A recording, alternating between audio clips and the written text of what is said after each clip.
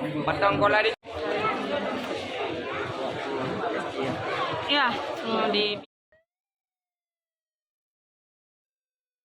Fakta mengejutkan datang dari pengakuan salah seorang etnis Rohingya bernama Muhammad Sulaiman, berusia 28 tahun, yang mengaku ditipu oleh agen.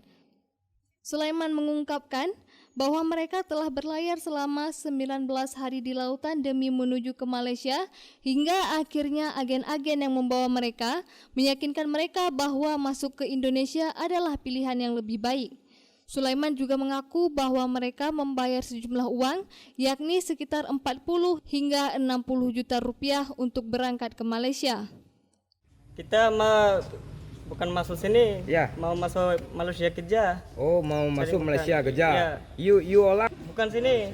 You mau Malaysia? Ya, agen pun sudah tipu sama kita. Dia cakap mau masuk terus Malaysia. Sana masuk baru bayar uang. Berapa bayarnya?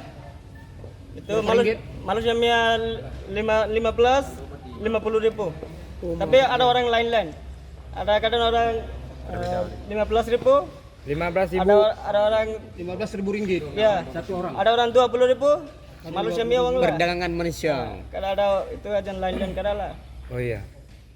Berdasarkan hal tersebut, pernyataan Presiden Republik Indonesia Joko Widodo pada beberapa waktu lalu tentang adanya dugaan kuat tindak pidana perdagangan orang atau TPPO pengungsi Rohingya yang masuk ke Indonesia, terutama ke Aceh, terbukti.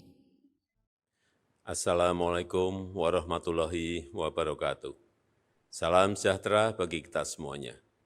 Bapak, Ibu, dan saudara-saudara sebangsa dan setanah air, saya memperoleh laporan mengenai pengungsi Rohingya yang semakin banyak yang masuk ke wilayah Indonesia, terutama Provinsi Aceh.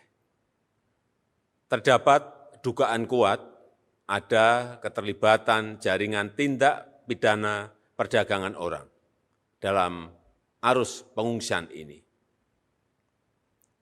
Pemerintah Indonesia akan menindak tegas pelaku TPPO dan bantuan kemanusiaan sementara kepada pengungsi akan diberikan dengan mengutamakan kepentingan masyarakat lokal. Pemerintah Indonesia akan terus berkoordinasi dengan organisasi internasional untuk menangani masalah ini. Terima kasih. Wassalamualaikum warahmatullahi wabarakatuh.